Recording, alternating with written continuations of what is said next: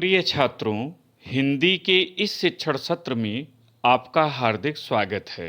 आज हम कवि परिचय के अंतर्गत कवि रसखान के परिचय का अध्ययन करेंगे। प्रश्न पत्र में दिए गए कवियों में से किसी एक कवि का जीवन परिचय एवं एक रचना लिखना होता है, जिसके लिए 3 अंक निर्धारित हैं। 2 अंक जीवन परिचय के लिए और 1 अंक रचना के लिए।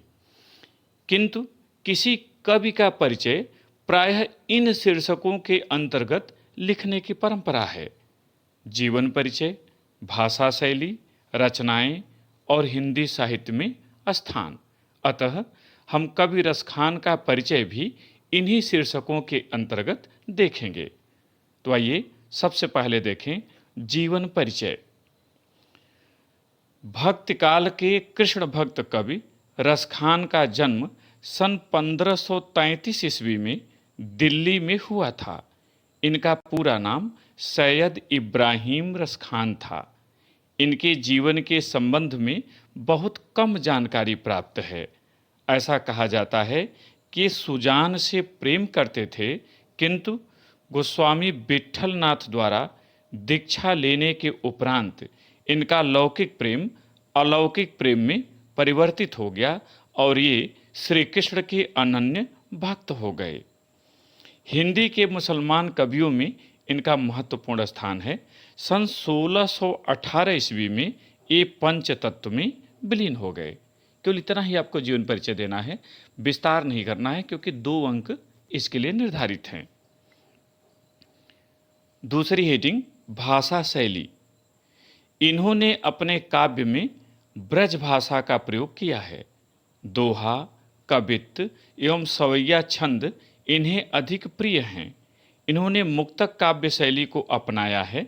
इनकी भाषा शैली इनके भावों की अनुगामिनी है। यथा धूरी भरे अति शोभित श्यामजू, तैसी बनी सिर सुंदर चोटी। एक उदाहरण दे देने से भाषा शैली सज जाती है, निखर जाती है। तीसरी हेडिंग रचनाएं। अब परीक्षा में तो आपको एक रचना पूछा जाता है कि कोई एक रचना लिखिए, लेकिन परंपरा के तौर पर हम इनकी सभी रचनाओं को देखेंगे भी, उनके बारे में जानेंगे भी, और आप समय के अनुसार जितना संभव होगा उतना लिखेंगे। तो रचनाओं में लिखें। कवि रसखान की रचनाओं का संक्षिप्त विवरण निम्नवत है: पहला प्रेम वाटिका, दूसरा दान लीला, तीसरा सुजान रसखान। अब इसके बारे में थोड़ी थोड़ी जानकारी ले लें। पहला प्रेम वाटिका। यह दोहा छंद में रचित है। इसमें कवि ने राधा और कृष्ण को मालिन तथा माली मानकर, राधा को मालिन और कृष्ण को माली मानकर प्रेमोद्यान का वर्णन करते हुए प्रेम के गूढ़ तत्वों का निरूपण किया है। आपकी पाठ्यपुस्तक के अनुसार इसमें 25 दोहे हैं, जबकि शोधपरक लेखों के अनुसार इसमें कुल 53 दोहे स्वीकार किए गए हैं। दूसरी रचना इनकी दानलीला। यह 11 दोहों की एक छोटी सी कृति है, जिसमें राधा और कृष्ण का संवाद है। तीसरा सुजान रसखान। यह वर्तमान समय में सर्वाधिक प्रचलित संकलन है। इसमें कवित्त, दोहा, सोरठा एवं सवैया छंद प्रयुक्त हैं। आपकी पाठ्यपुस्तक के अनुसार इसमें कुल 139 छंद हैं, जबकि शोधपरक लेखों के आधार पर इसमें 181 सवैये, 17 कवित्त, 12 दोहे और 4 सोरठे स्वीकार किए गए हैं। परीक्षा में आपको किसी एक रचना का नाम लिखना है, इसलिए इसे लिख कर न बताकर आपको केवल जानकारी दी जा रही कि आप जानें। मुख्य रूप से रसखान की 2 ही रचनाएं मानी जाती हैं, प्रेम वाटिका और सुजान रसखान। दाल नीला एक छोटी सी कृति है, केवल इसमें 11 दोहे हैं। और अंतिम हेडिंग है हिंदी साहित्य में स्थान।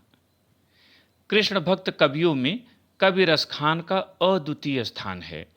अपनी रचनाओं की सरसता, भाषा की सहजता एवं भावों की मधुरता के लिए ये सदैव याद किए जाएंगे। आचार्य रामचंद्र शुक्ल जी के मतानुसार इन मुसलमान हरिजनन पे कोटिन हिंदू वारिये। ये पंक्ति उन्होंने कही थी कि ये जो कृष्ण भक्त हैं और जात के मुस्लिम हैं, इन पर तो करोड़ों हिंदू न्यौछावर किए जा सकते हैं। ये रामचंद्र शुक्ल जी की टिप्पणी है। प्रिय छात्रों, मुझे उम्मीद है कि रसखान का जीवन वृत्त आपकी समझ में आ गया होगा। इसे अपनी उत्तर पुस्तिका में लिखें और स्मरण करें। बहुत बहुत धन्यवाद।